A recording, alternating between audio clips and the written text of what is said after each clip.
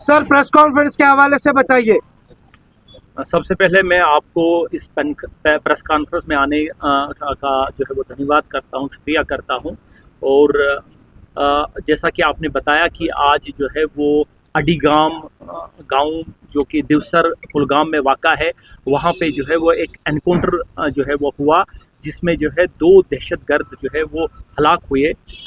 मैं ये बताता चलूँ कि ये एनकाउंटर जो है वो इसमें जो है वो एक स्पेसिफिक जो है वो खबर जो थी उस पे जो है वो काम करते हुए जो है वो आर्मी, पुलिस और सीआरपीएफ के जो है वो जवानों ने इस गांव जो पर्टिकुलर जो है वो घर का और जो पर्टिकुलर मोहल्ला है उसका मुहासरा किया।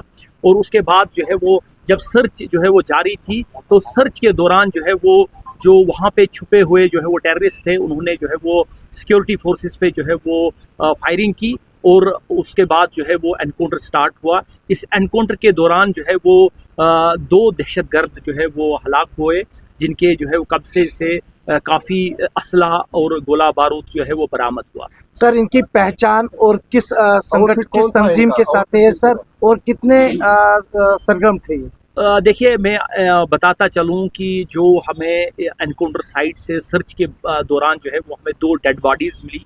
डेड बॉडीज़ जो है वो की पहचान करना बड़ा मुश्किल है, उसका जो है वो इन्वेस्टिगेशन जारी है। उसमें हमने डीएनए जो है वो सैंपल्स लिए हुए हैं।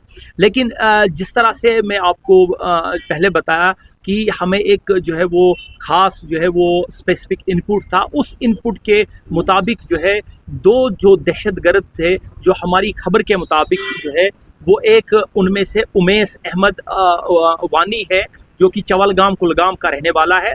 ये उमेश अहमद वानी जो है वो टीआरएफ तंजीम से ताल्लुक़ रखता था और ये 2020 से जो है वो उसने जो है वो टेररिस्ट रैंक्स जो है वो ज्वाइन की।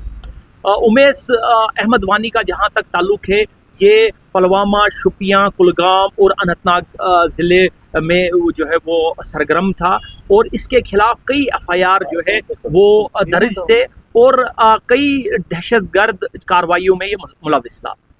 दूसरा जो खबर जो थी हमें वो थी आकिब नज़ीर गोजरी की।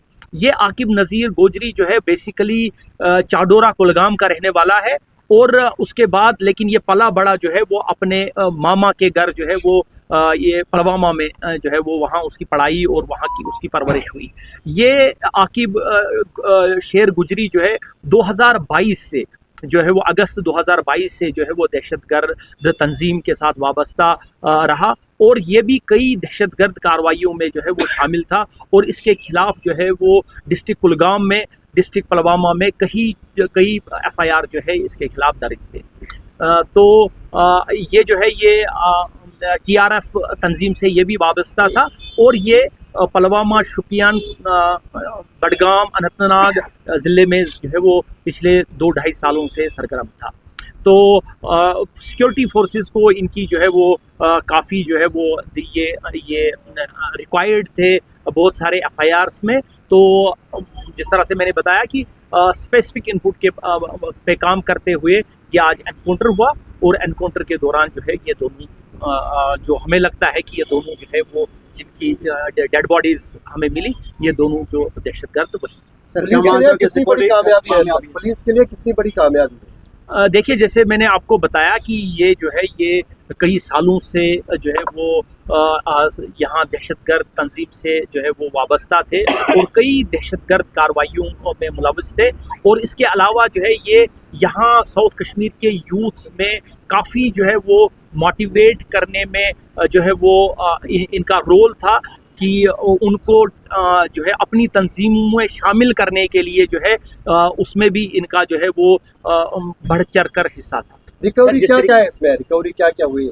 देखिए, अभी तक जो हमें जो है हमारी सर्च थोड़ी वहाँ पे जारी है। अभी तक जो हमें रिकवरी मिली है उसमें 2 AK-47 राइफल्स, 5 मैगजीन्स, पिस्टल और कुछ और जो है वो असलहा जो है गोला बारूद वहाँ से जो है वो बरामद हुआ। सर, जिस तरीके से टीआरएफ जो है कुलगाम से पनपा था, क्या ये दोनों मार के अभी लग रहा है कि टीआरएफ का जो सफाया हुआ है कुलगाम से?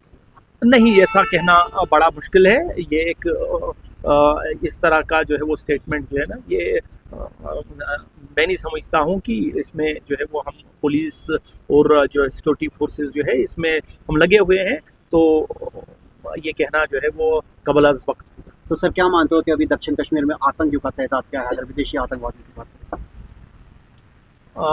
देखिए ये इसको हम किसी और वक्त डिस्कस करेंगे। Thank you thank you sir. Thank you